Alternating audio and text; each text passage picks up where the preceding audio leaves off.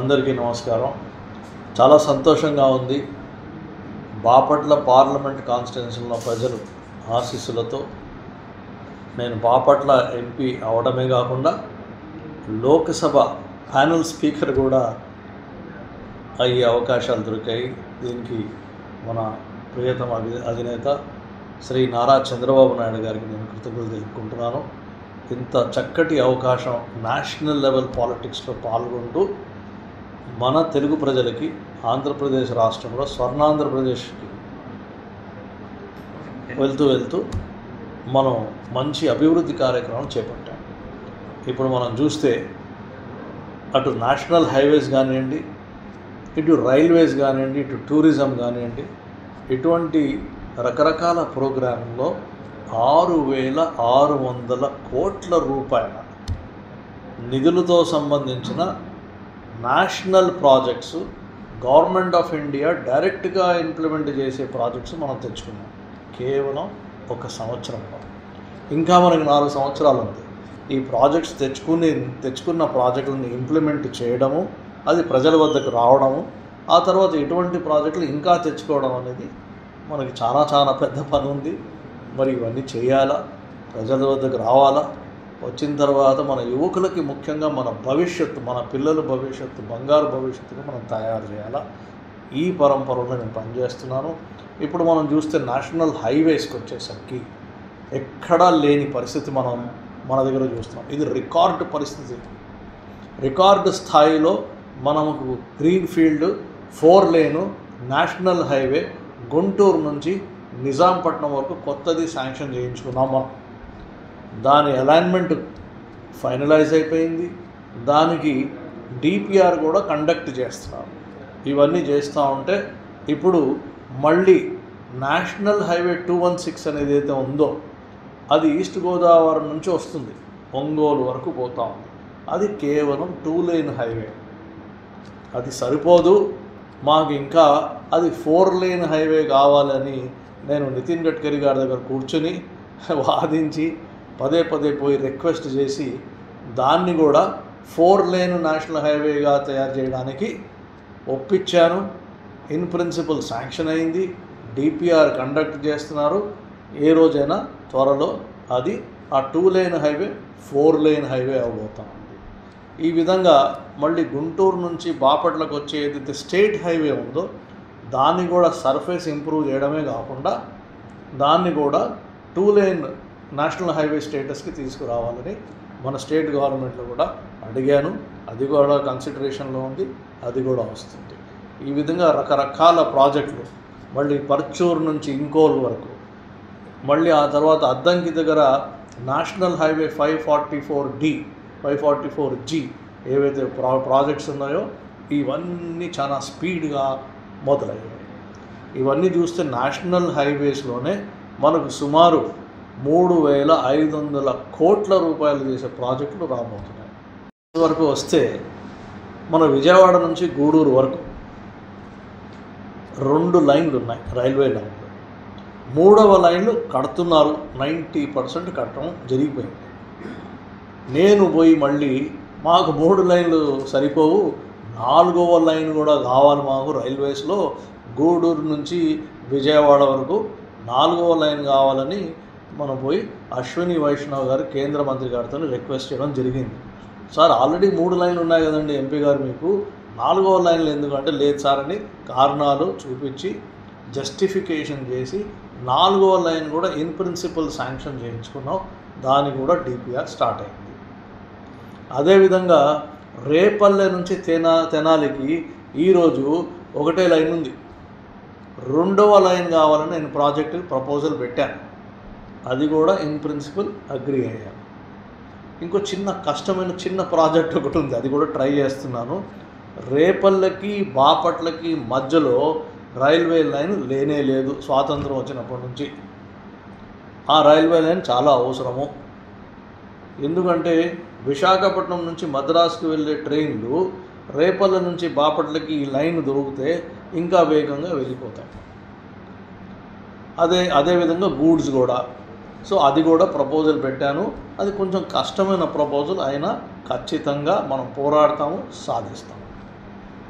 ఇవి రైల్వే లైన్ల వరకు వస్తే ఆ తర్వాత రైల్వే స్టేషన్లు ఆధునీకరణలో చీరాల బాపట్ల పని వేగంగా జరుగుతుంది. చూస్తూనే ఉన్నారు. కొంచెం మధ్యలో స్లో అయింది, కొంచెం దెబ్బలాడి వాళ్ళతో వేగం చేయిస్తున్నారు. తర్వాత ఆర్ఓబీలు ఆర్యూబీలు స్వాతంత్రం వచ్చినప్పటి నుంచి మన పార్లమెంట్ కాన్స్టిట్యూన్సీలో మరి ఎందుకో ఏ కారణమో కానీ ఆర్ఓబీలు ఆర్యూబీలు సరిగ్గా వేయలే.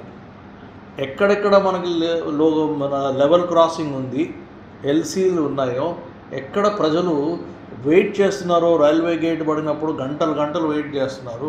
దాంట్లో పేషెంట్స్ ఉండొచ్చు, స్టూడెంట్స్ ఉండొచ్చు, ఎగ్జామ్ పోయే స్టూడెంట్స్ ఉండొచ్చు, ఆఫీసుకి పోయే అధికారులు ఉండొచ్చు, ఎవరైనా కావచ్చు, గూడ్స్ తీసుకెళ్తున్న రైతులు కావచ్చు, వాళ్ళందరూ గంటలు గంటలు వెయిట్ చేస్తున్నారు. అటువంటివి ఎన్ని ఉన్నాయని నేనే స్వయంగా వెళ్ళి సర్వే చేసి 62 లొకేషన్స్ నేను నా ప్లాన్లో పెట్టుకున్నాను. ఈ 62 లొకేషన్స్లో ఆర్ఓబీలు ఆర్యూబీలు రావాలని, కట్టాలని నేను పోయి మళ్ళీ కేంద్ర రైల్వే మంత్రి గారు అశ్విని వైష్ణవ్ గారిని కోరడం జరిగింది. మొన్ననే ఇటీవల దాంట్లో అతిపెద్ద ఆర్ఓబీలు 5 శాంక్షన్ చేశారు. అవి వేమూరు సైడ్ నుంచి, తెనాలి నుంచి, వేమూరు సైడ్ నుంచి బాపట్ల సైడ్ ఇలా వస్తున్నాం. 317 కోట్ల రూపాయలతో అవి శాంక్షన్ అయ్యాయి. అదేవిధంగా చూస్తే ఇప్పుడు కొన్ని రైల్వే స్టేషన్స్లో మన ఫాస్ట్ ఎక్స్ప్రెస్ ట్రైన్లు ఆగడం అనేది, ఆల్రెడీ డెల్టా ఎక్స్ప్రెస్ని మనం ఆపించాం, వందే భారత్ని ఆపిస్తాం, ఖచ్చితంగా అది సాధిస్తాను నేను. అదేవిధంగా మిగతా ఫాస్ట్ జీటీ ఎక్స్ప్రెస్ కానీ కొన్ని ఎక్స్ప్రెస్ ట్రైన్లు కూడా ఆపిస్తాం. ఇప్పుడు ఈ పోలవరం అనేది ఒకటి, ఆర్ఓబీలు ఆర్యూబీల గురించి మనం మాట్లాడుకున్నాం, ఫాస్ట్ ఎక్స్ప్రెస్ ట్రైన్స్ గురించి మాట్లాడుకున్నాం. ఇవన్నీ చూస్తూ ఉంటే రైల్వేస్లో కూడా సుమారు 3,000 కోట్ల రూపాయల ప్రాజెక్టులు మనం తెచ్చుకున్నాం. ఆ తర్వాత టూరిజంకి వస్తే ఎన్నడూ లేదు, ఎప్పుడూ చేయలే. కేంద్ర ప్రభుత్వం నుంచి మనం డైరెక్ట్గా ఇప్పుడు 97.52 కోట్ల రూపాయలు నిధులు గ్రాంట్గా స్టేట్ గవర్నమెంట్కి తెచ్చుకున్నాం. ఇది గ్రాంట్, రిటర్న్ చేసే అవసరం లేదు, లోన్ కాదు, క్రెడిట్ కాదు, ఇది గ్రాంట్. దీంతో సూర్యలంక, చీరాల ఈ ప్రాంతాల్లో కొన్ని ప్రాజెక్టులు చేస్తే ఇక్కడ కూడా మనకి టూరిజం పెరిగి, ఎంప్లాయ్మెంట్ పెరిగి, యువకులకి ఉపాధి అవకాశాలు పెరుగుతాయి. ఇవన్నీ ఇప్పుడు మిత్రులారా మీరు చూస్తే 6,600 కోట్ల రూపాయల నిధులతోని నేషనల్ ప్రాజెక్ట్స్ పెడితే ఎంత ఇంపాక్ట్ వస్తుంది, ఎంత ఉద్యోగ అవకాశాలు వస్తాయి, ఎన్ని ఉపాధి అవకాశాలు వస్తాయి అనేది మనం గ్రహించుకోవాలి. కనీసం ఒక్కొక్క కోటి రూపాయలతో ఒక 100 మందికి వచ్చిన అంతమందికి మనకి ఉపాధి అవకాశాలు ఖచ్చితంగా వస్తాయి. ఇది మొదటి సంవత్సరము, ఇంకా 4 సంవత్సరాలు ఉన్నాయి. మనం ఖచ్చితంగా ప్రణాళికబద్ధంగా చాలా జాగ్రత్తగా స్మార్ట్గా ప్లాన్ చేసుకుంటాము, స్మార్ట్గా చేసి చూపిస్తాము. అందరూ మిగతా వాళ్ళంతా ఏంటి బాపట్లకి అన్నట్టు కొంచెం బాగుంది అన్నట్టు అందరికీ హ్యాపీగా ఉండేటట్టు చేయాలా. ప్రతి కుటుంబము హ్యాపీగా ఉండాలా. మన ముఖ్యమంత్రి గారు చెప్తూనే ఉన్నారు, P4 అనే ప్రోగ్రాం కూడా పెట్టారు. ప్రతి కుటుంబంలో ప్రతి పిల్లలు, అందరి పిల్లలు వాళ్ళ ముఖాల మీద చిరునవ్వుతో సంతోషంగా ఉండాలి. అది మన కోరిక. నమస్కారం అండి. ఈరోజు చాలా సంతోషంగా ఉంది. ఎన్నికల తర్వాత బాపట్ల పార్లమెంట్ కాన్స్టిట్యున్సీలో ఓటర్లు, ప్రజలు అందరి ఆశీస్సులతో నన్ను మీ ఎంపీగా చేసుకున్నారు. నాకు ఎప్పటి నుంచో కోరిక, చిన్నప్పటి నుంచి యువకులకి స్కిల్ డెవలప్మెంట్, నైపుణ్యత సాధించడానికి, ఆ తర్వాత సూక్ష్మ పారిశ్రామికవేత్తలు అవ్వడానికి అవకాశాలు ఇస్తే వాళ్ళు బ్రహ్మాండంగా అవకాశాలు అందుకుని పైకి వెళ్తారని నా చాలా గట్టి నమ్మకం. ఇదే నమ్మకంతోనే నేను ఒక ఫౌండేషన్ కూడా పెట్టాను, NGO KP ఫౌండేషన్. ఆ ఫౌండేషన్ ద్వారా నేను చాలా పెద్ద ఎత్తున స్కిల్ డెవలప్మెంట్ కార్యక్రమం, అంటే నైపుణ్యత సాధించడం అనేది ఒక కార్యక్రమం. ఆ తర్వాత MSME అంటే micro, small and medium enterprises, అంటే చిన్న తరహా సూక్ష్మ పారిశ్రామికవేత్తలను తయారు చేయడానికి ఆ కార్యక్రమం చాలా శ్రమించాను.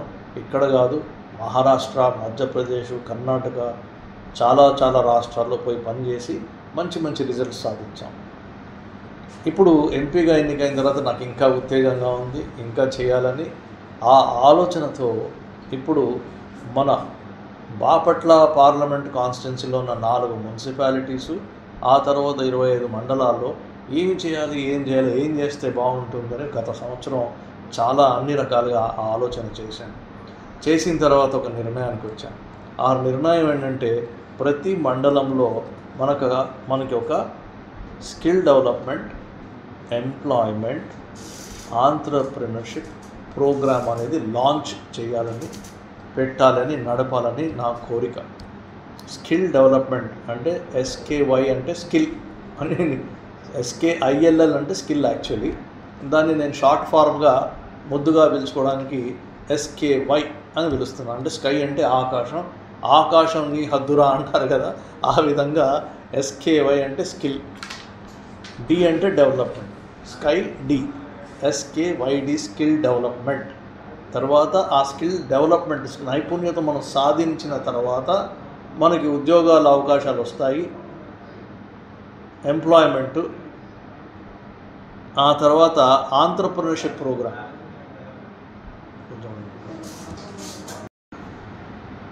స్కిల్ డెవలప్మెంట్ ద్వారా వచ్చే ఎంప్లాయ్మెంటు లేదా ఆంట్రప్రెన్యూర్షిప్ అంటే సూక్ష్మ పారిశ్రామిక అయ్యే అవకాశాలు. ఈ కార్యక్రమాన్ని నేను స్కై డీప్ అని ముద్దుగా పిలుస్తున్నాను. ఈ స్కై డీప్ కార్యక్రమం కింద ఏం చేస్తున్నాం అంటే ప్రతి మండల క్షేత్రంలో MPDO ఆఫీస్లో కానీ ఒక ప్రభుత్వ ప్రభుత్వ ఆఫీస్ ప్రాంగణంలో ఒక భవనం కడతాం. ఆ భవనంలో 2 చిన్న రూమ్లు, ఒక పెద్ద హాల్ ఉంటుంది. First room counselling centre, second room skill development centre, మూడోది వచ్చేసి లోన్ శాంక్షనింగ్ సెంటర్. ఇది ప్రభుత్వ అధికారులే నడుపుతారు. ప్రభుత్వంలో చాలా డిపార్ట్మెంట్స్ ఉన్నాయి. ఏపీ స్కిల్ డెవలప్మెంట్ కార్పొరేషన్ ఉంది, స్టెప్ ఉంది. వీళ్ళందరినీ ఒక తాటి కింద తీసుకొచ్చి, ఒక షెల్టర్ కింద తీసుకొచ్చి, సింగిల్ విండో అప్రోచ్ కింద, సింగిల్ విండో ఫెసిలిటీ సెంటర్ లాగా ఈ యువకులకి ఎలా చేస్తే బాగుంటుంది అనే ఉద్దేశంతో ఈ 3 గదుల కార్యక్రమం మనం పెడుతున్నాం. ఫస్ట్ దాంట్లో ఏముంటుంది, కౌన్సిలింగ్ సెంటర్ ఉంటుంది. కౌన్సిలింగ్ సెంటర్లో ఏమిటంటే మనం ఏ రోజైనా పోవచ్చు, ఎప్పుడైనా పోవచ్చు. Round the clock full time అక్కడ ఒక ఎక్స్పర్ట్ కూర్చుని ఉంటాడు. అతని దగ్గర DPR, ప్రాజెక్ట్ రిపోర్ట్లు అన్నీ రెడీగా ఉంటాయి. మనం పోయి, సార్ నేను ఇంతవరకు చదువుకున్నాను, నాకు ఈ నైపుణ్యత ఉంది ఆర్ లేదు, ఈ నైపుణ్యత తీసుకోవాలనుకుంటున్నాను, నేర్చుకోవాలనుకుంటున్నాను, నాకు ఫలానా ఉద్యోగం లేదా ఫలానాగా చిన్న షాపు పెట్టాలనుకుంటున్నాను, చిన్న బిజినెస్ పెట్టాలనుకుంటున్నాను అని మనం చెప్తాం.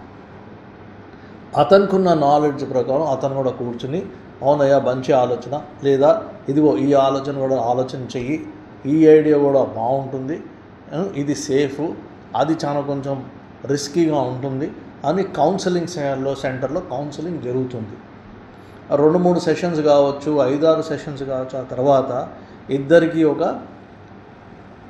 మంచి అండర్స్టాండింగ్ వచ్చి, మనము ఒక కౌన్సిలర్తో మాట్లాడాం కాబట్టి మనకు ఒక మంచి ఐడియా వస్తుంది. ఓహోహో ఇవి చేస్తే కొంచెం రిస్కీగా ఉంటుంది, వద్దొద్దు, సేఫ్గా చేద్దాము, ఇదైతే నాకు ఇష్టము, నా ప్యాషన్ ఇది చేయాలని నాకు ఉంది అని మనం దాంట్లో దిగుతాం. దిగిన తర్వాత సపోజింగ్ వెల్డింగ్ అనుకోండి, లేదా టైలరింగ్ అనుకోండి, లేదా బ్యూటీషియన్ అనుకోండి, లేదా కంప్యూటర్లో ఇంకేమైనా కావచ్చు. ఏదైతే మనం సెలెక్ట్ చేసుకుంటామో మరి దాంట్లో నైపుణ్యత కావాలి కదా.